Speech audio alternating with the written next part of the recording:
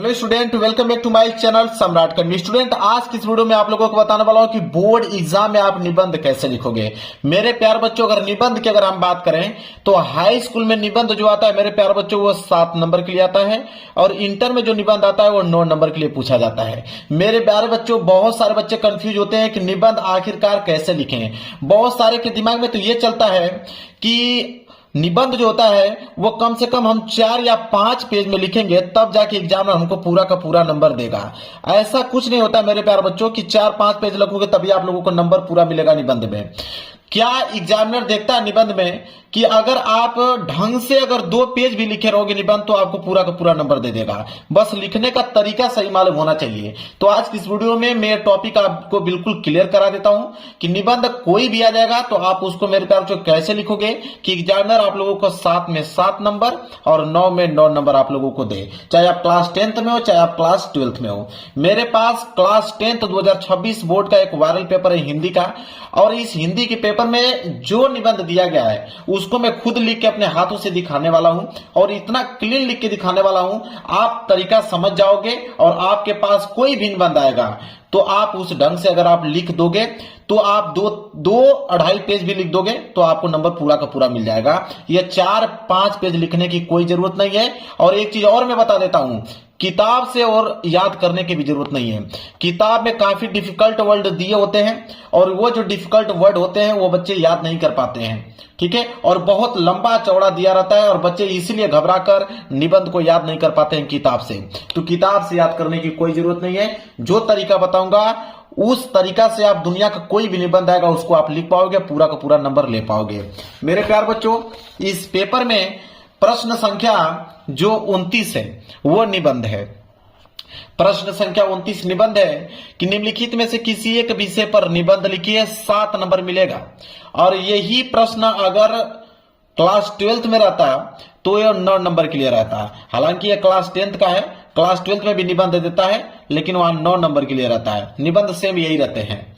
तो सबसे इंपॉर्टेंट निबंध जो आता है वो आता है प्रदूषण की समस्या एवं समाधान पे। ये जो चौथा निबंध आप देख रहे हो ये इतना ज्यादा इंपॉर्टेंट निबंध है कि हर साल आपके पेपर में आता है, चाहे आप क्लास 10th में हो चाहे 12th में हो।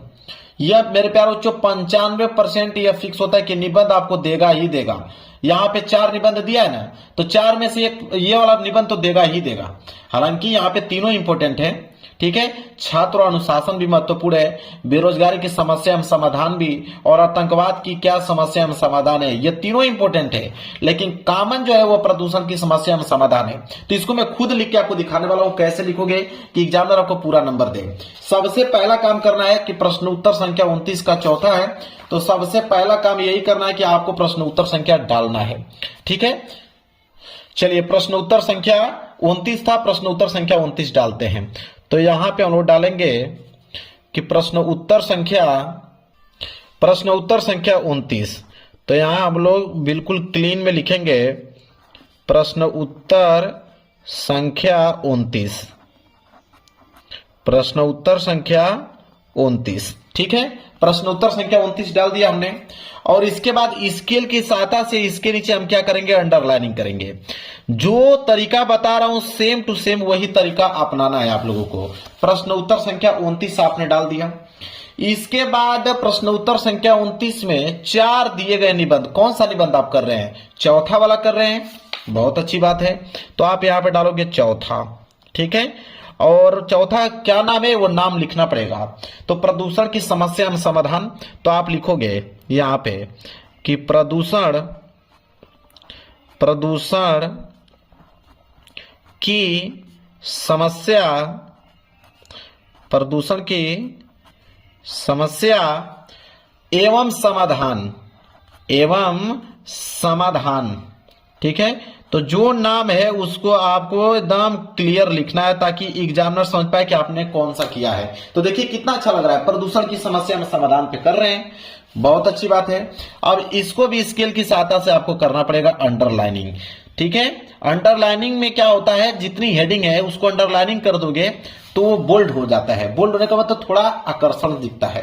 तो प्रश्न उत्तर संख्या 29 का चौथा, प्रदूषण की समस्या में समाधान। इतना चीज आप लोगों को समझ में आ गया। चलिए, इसके बाद मेरे प्यार बच्चों अब क्या करेंगे, एक लाइन का गैप छोड़कर आप डालोगे हेडिंग रूपरेखा। सबसे ज्यादा इंपॉर्टेंट हेडिंग है मेरे प्यारे बच्चों रूपरेखा। ठीक है, एग्जामिनर अगर ये आपने रूपरेखा डाल दिया तो एग्जामिनर इसी को देखकर नंबर आप लोगों को दे देगा, क्योंकि जितने भी समझदार स्टूडेंट होंगे, जितने भी टॉपर स्टूडेंट होंगे, वो रूपरेखा डालेंगे ही डालेंगे। रूपरेखा डालने के बाद इसके नीचे स्केल की सहायता से अंडरलाइनिंग कर दीजिए। रूपरेखा आखिरकार होता क्या है, देखिए रूपरेखा का मतलब होता है कि आप कितना हेडिंग लिखना चाहते हो प्रदूषण की समस्या और समाधान में, पूरा का पूरा आप एक हेडिंग लिख दीजिए, जितना भी हेडिंग लिखना चाहते हैं। तो चलिए हम क्या करना चाहते हैं, पहली हेडिंग लिखना चाहते हैं। पहली हेडिंग लिखेंगे हम लोग प्रस्तावना। तो पहली हेडिंग अगर प्रस्तावना लिखना है तो आपको यहां पर लिखना पड़ेगा प्रस्तावना। ये हो गया पहली हेडिंग कि प्रस्तावना में लिखूंगा ही लिखूंगा भाई। इसके बाद दूसरी हेडिंग, प्रस्तावना के बाद आप क्या हेडिंग लिखना चाहते हैं, प्रदूषण का अर्थ। ठीक है, कि प्रदूषण का क्या अर्थ है, तो हम दूसरा नंबर पे लिखेंगे प्रदूषण का अर्थ। प्रदूषण का अर्थ, यह हो गया हमारी दूसरी हेडिंग। ठीक है, दूसरी हेडिंग के बाद अब तीसरी हेडिंग क्या डालना चाहते हैं, तो हम तीसरा हेडिंग लिखेंगे प्रदूषण के प्रकार कितने हैं। तो अब तीसरी हेडिंग में लिखेंगे यहां पे कि प्रदूषण के प्रकार।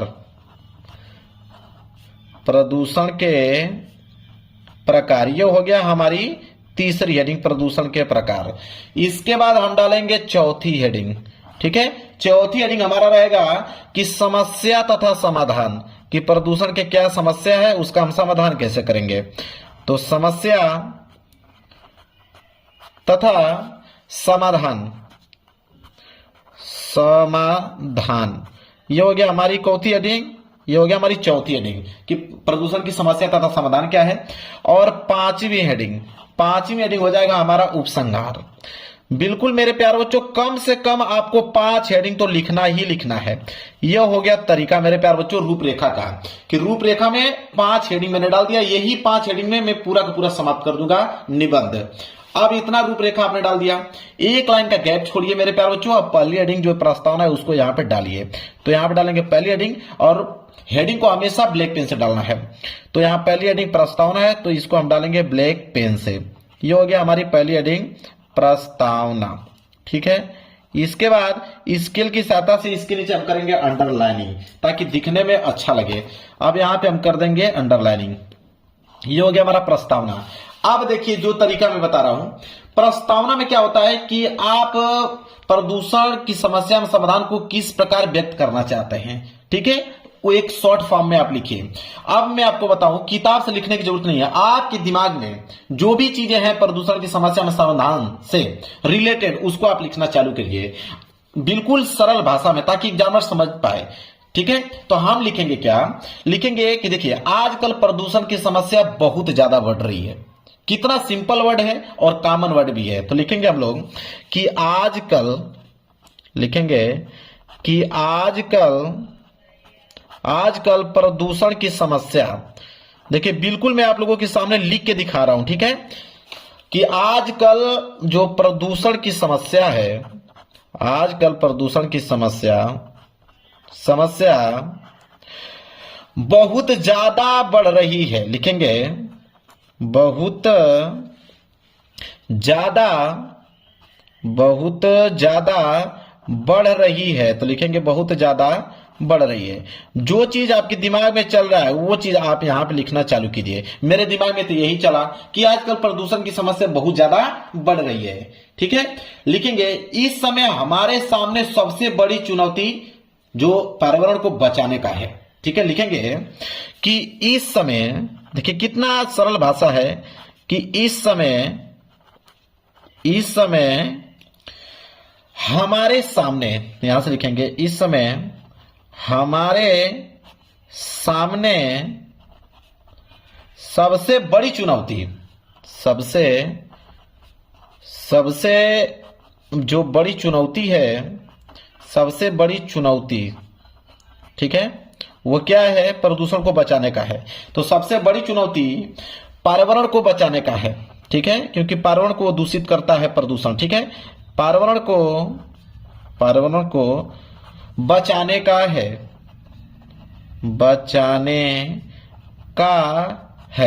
देखिए कितना सिंपल भाषा मैंने लिखा। ठीक है, फिर हम क्या लिखेंगे, इसमें लिखेंगे कि किस लिए बचाना चाहते हैं, तो लिखेंगे कि क्योंकि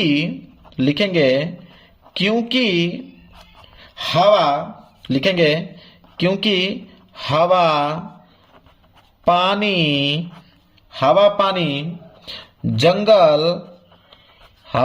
जंगल, कामा लगा के लिखेंगे मिट्टी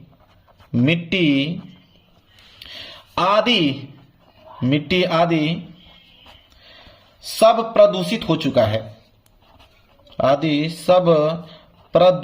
चुका है। देखिए मेरे प्यारे बच्चों, जो दिमाग में मेरे चल रहा है वही लिख रहा हूं। मेरे पास कोई किताब नहीं है कि मैं किताब से देख के लिख रहा हूं। मेरे दिमाग में जो चल रहा है वही लिख रहा हूं कि हवा पानी जंगल मिट्टी आदि सब क्या हो चुके हैं, प्रदूषित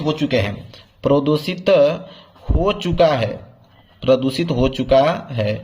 क्लियर है? बस अब ज्यादा में लिखने की जरूरत नहीं है, ज्यादा बढ़ा चढ़ा के लिखने की जरूरत है। बस प्रस्तावना छोटा लिखो लेकिन इतना साफ सुथरा लिखो कि एग्जामिनर को समझ में आता है। देखिए आजकल प्रदूषण की समस्या बहुत ज्यादा बढ़ रही है। इस समय हमारे सामने बहुत बड़ी चुनौती है कि पर्यावरण को बचाने का है, क्योंकि हवा पानी जंगल मिट्टी आदि सब प्रदूषित हो चुका है। बस इतना ही काम करना है मेरे प्यारे बच्चों, इसके अलावा कोई एक्स्ट्रा दिमाग लगाने की जरूरत नहीं है।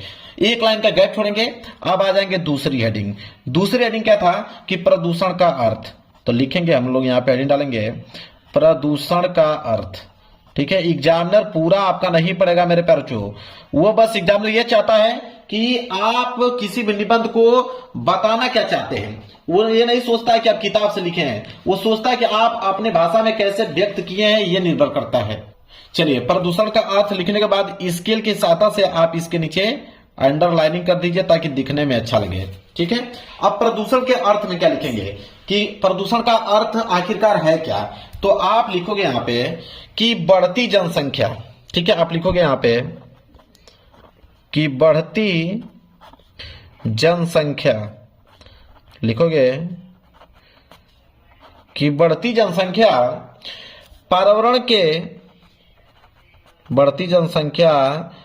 पर्यावरण के संतुलन को बिगाड़कर, पर्यावरण के संतुलन को बिगाड़कर ऐसे लिखोगे, संतुलन को बिगाड़कर दूषित कर देती है। संतुलन को बिगाड़कर क्या कर देती है, दूषित कर देती है। इसके बाद खड़ी पाई लिखोगे। ठीक है, लिखोगे कि यह गंदा जो वातावरण है, लिखोगे कि यह गंदा वातावरण जो है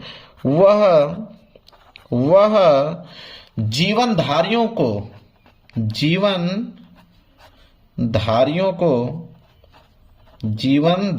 को यह गंदा वातावरण जो है वो जीवनधारियों के लिए, आपको ना लिखिएगा के लिए हानिकारक है। ऐसे मेरे प्यारे बच्चे लिखोगे, हानिकारक है। ठीक है, खड़ी पाई। अब प्रदूषण के अर्थ में बस इतना ही लिखना है, ज्यादा नहीं, बस इतना हो गया। बहुत बड़ी बात है कि बढ़ती जनसंख्या पर्यावरण के संतुलन को बिगाड़कर दूषित कर देती है और यह गंदा वातावरण जीवनधारियों के लिए हानिकारक है। बस इतना पॉइंट आपको लिखना है। इसके बाद पेज आपका भर गया, कोई दिक्कत नहीं है। पेज भर जाए तो आप यहाँ पे लिख दो PTO, पेज टर्नओवर। पेज को आप पलट दो, कोई बात नहीं है। पेज को पलटने के बाद इधर आप लिख सकते हैं। चलिए, इधर लिखेंगे हम लोग तीसरी हेडिंग हमारी क्या थी, वो था कि प्रदूषण के प्रकार। ठीक है, लिखेंगे कि प्रदूषण के प्रकार। ये हो गया हमारी तीसरी हेडिंग कि प्रदूषण के प्रकार। ठीक है, अब इसके नीचे भी स्केल की सहायता से अंडरलाइनिंग करना है, तो आप मैं हाथ सही कर देता हूं। ठीक है, आप लोग कर दीजिएगा स्केल की सहायता से। प्रदूषण के प्रकार ये हो गया। अब प्रदूषण के प्रकार में मेरे प्यारे बच्चों क्या लिखोगे कि प्रदूषण कितने प्रकार के हैं। तो लिखोगे यहां पे कि मुख्य रूप से, ऐसे लिख देना कि मुख्य रूप से प्रदूषण 4 प्रकार के हैं। 4 प्रकार के हैं। मुख्य रूप से प्रदूषण जो है वो 4 प्रकार के हैं। कौन कौन से हैं, तो आप पहली हेडिंग डालिएगा यहाँ पे वायु प्रदूषण। ठीक है, वायु प्रदूषण। अब वायु प्रदूषण के बारे में जो चीज जानते हैं उसको थोड़ा बहुत यहाँ पे बढ़ा चढ़ा कर लिख दीजिए कि वायु प्रदूषण है क्या। तो लिखोगे वायु प्रदूषण में कि पहले बात ये लिख दीजिएगा कि यह सबसे खतरनाक प्रदूषण है। यह लाइन बहुत मनमोहक है कि यह सबसे खतरनाक प्रदूषण है। यह सबसे खतरनाक प्रदूषण है। ठीक है, एक लाइन तो कंप्लीट हो गया हमारा। लिखेंगे कि वायु प्रदूषण का जो मुख्य कारक है, लिखेंगे कि वायु प्रदूषण का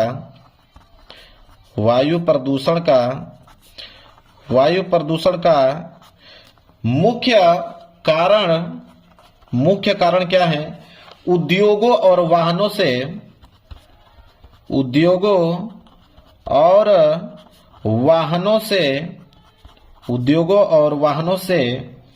निकलने वाला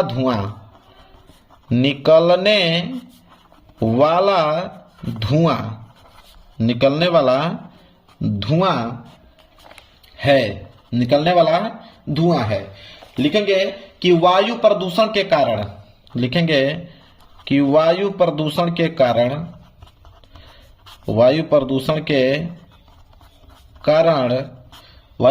कारण, वायुमंडल में कार्बन डाइऑक्साइड की मात्रा बढ़ रही है। ठीक है, यहां पे आगे लिख दीजिएगा कि वायु प्रदूषण के कारण वायुमंडल में कार्बन डाइऑक्साइड की मात्रा बढ़ रही है और इससे पृथ्वी के ऊपर की जो ओजोन परत का जो सुरक्षा चक्र है वो मतलब क्या हो रहा है? प्रभावित हो रहा है। बुरी तरह से क्या हो रहा है? प्रभावित हो रहा है। इस तरह आपको लिख देना है। ठीक है, जो भी चीजें याद हो थोड़ा सा बढ़ाकर लिख सकते हो। एक लाइन करेक्ट होने के बाद अब दूसरी हेडिंग डाल देना। दूसरी हेडिंग होगा जल प्रदूषण। ठीक है, दूसरी हेडिंग जो है वह है जल प्रदूषण। अब जल प्रदूषण के बारे में भी आप जो चीज जानते हो उसको आपको लिखना चालू कर देना है कि जल प्रदूषण क्या है। ऐसे लिख सकते हो कि उद्योगों और घरों से निकलता हुआ जो कचरा है कई बार क्या होता है कि नदी और अन्य जल स्रोतों में मिल जाता है, जिससे यह उन्हें क्या कर देता है? प्रदूषित कर देता है। बस इतना काम आपको लिख देना है। ठीक है, और ये लिख दीजिएगा कि उसी जल को जब हमारे जीवधारी हैं जैसे गाय, भैंस, ठीक है, चाहे मनुष्य जब उसको पीता है उस पानी को, तो वह पानी में बैक्टीरिया जो होती हैं जिनके कारण वो क्या हो जाते हैं? वहां पे बुरी तरीके से बीमार पड़ जाते हैं। ठीक है, और वो उनके शरीर को नष्ट कर देता है। ऐसे आप लिख सकते हो। ठीक है, जो भी चीजें आपको याद हो इसमें बना चना कर थोड़ा सा आप 3-4 लाइन में अपनी भाषा में, ठीक है, किताबी भाषा में नहीं अपनी भाषा में लिख देना है। इसके बाद आपको यहाँ पे डाल देना है तीसरी हेडिंग। तीसरी हेडिंग क्या था? अब और लिख दीजिएगा यहाँ पे कोई भी प्रकार होगा, जैसे मृदा प्रदूषण के बारे में लिख दीजिएगा। ठीक है, यहाँ पे लिख दीजिएगा मृदा प्रदूषण, कोई दिक्कत नहीं है। मृदा प्रदूषण लिखने के बाद मृदा प्रदूषण के बारे में आप थोड़ा समझा दीजिएगा कि मिट्टी में होने वाले प्रदूषण को मृदा प्रदूषण कहते हैं और यह मुख्यतः खेती में अत्यधिक कीटनाशक का उपयोग करने से या ऐसे पदार्थ जिसे मृदा में नहीं होना चाहिए उससे मिलने पर होता है। बस इतना पॉइंट आप लोगों के मेरे प्यारे बच्चों इसमें आप लोगों को मेंशन कर देना है। पेज भर गया, कोई दिक्कत नहीं, पेज को आप यहाँ पे पलट दीजिए। इसके बाद आप डाल दीजिएगा चौथा क्या है? ध्वनि प्रदूषण। चौथा क्या है मेरे प्यारे बच्चों?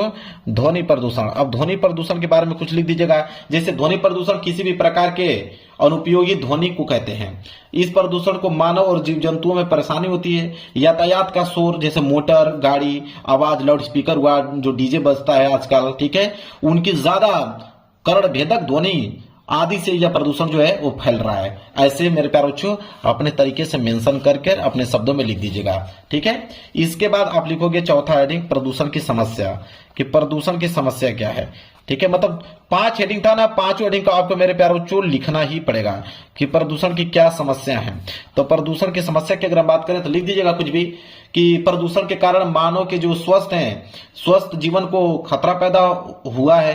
प्रदूषण के कारण मानव खुली हवा में सांस लेने के लिए तरस रहा है। ऐसे मेरे प्यारे बच्चों लिख सकते हो कि प्राकृतिक असंतुलन पैदा हो रहा है। कई तरह के जीव और प्रजातियां प्रदूषण के कारण जो है वो विलुप्त होती जा रही हैं। ऐसे मेरे प्यारे बच्चों आप लोगों को लिख देना है इसमें। ठीक है, इतना लिख दोगे, पेज भर गया, कोई दिक्कत नहीं है। अब आपकी हेडिंग रह गई प्रदूषण की समस्या तो हो गया, अब समाधान भी करना पड़ेगा। तो आप अगली हेडिंग लिखिएगा कि प्रदूषण का समाधान। अगली हेडिंग आपको लिखना है प्रदूषण का समाधान। देखिए मैं किताब से नहीं लिख रहा हूं, अपने भाषा में लिख रहा हूं। तो प्रदूषण का समाधान में लिख दीजिएगा कि प्रदूषण कम करने के लिए हम लोगों में जागरूकता पैदा करना होगा, वनों को रोकना होगा, ठीक है, वनों के विनाश को रोकना होगा, अधिक से अधिक पेड़ लगाने हमें होंगे, वर्षा के जल को संचित करके उन्हें फिर से हमें पुनः उपयोग करना चाहिए, प्रदूषण के खिलाफ हमें अभियान चलाना होगा, आंदोलन चलाना होगा, ठीक है, तब जाके वो कम होगा, ऐसे समाधान होगा उसका प्रदूषण का। इतना हो गया। इसके बाद लास्ट हेडिंग क्या था, उपसंहार। तो लास्ट हेडिंग उपसंहार आपको लिखना ही पड़ेगा, सबसे इंपॉर्टेंट हेडिंग है, एग्जामिनर इश्यू को देखता है। तो उपसंहार में लिख सकते हो कि प्रदूषण एक बहुत गंभीर समस्या है, प्रदूषण कम करने के लिए हर व्यक्ति को अपने स्तर पर प्रयास करना चाहिए। हमारा कर्तव्य है कि हम प्रदूषण के खिलाफ अपना योगदान देकर पर्यावरण को क्या करें, सुरक्षा करें। ऐसे बस इतना ही, ज्यादा नहीं, 2 तो 3 लाइन आपको लिखना है। लो भाई, निबंध आपका खत्म। मात्र 1 पेज, 2 पेज और ये हुआ आपका 3 पेज। मात्र 3 पेज मतलब 1.5 पन्ने में आपने इस निबंध को कर दिया समाप्त। एग्जामिनर, अगर मैं बताऊं, अगर ये 9 नंबर का भी रहता ना तो एग्जामिनर 9 में 9 नंबर आपको देगा। इस बात को आप लिख लो। अगर ये 7 नंबर का है तो एग्जामिनर 7 में 7 नंबर आपको देगा ही देगा। एग्जामिनर को चाहिए क्या कि आप कितना सरल भाषा में हमको समझा रहे हैं। किताबी भाषा वो नहीं देखता है, वो आप देखता है कि उस चीजों को आप कैसे एक्सप्लेन कर रहे हो। बस अगर इतना काम आपने कर दिया मेरे प्यारे बच्चों अपने तरीके से लिख कर, तो पूरा का पूरा नंबर मिलेगा। एग्जामिनर 1 नंबर चाह कर भी नहीं काट सकता है। ठीक है, वीडियो को लाइक कर देना, चैनल पे नए हो तो चैनल को जरूर सब्सक्राइब कर लेना मेरे प्यारे बच्चों। मिलेंगे एक प्यारे से नेक्स्ट वीडियो में, तब तक के लिए धन्यवाद।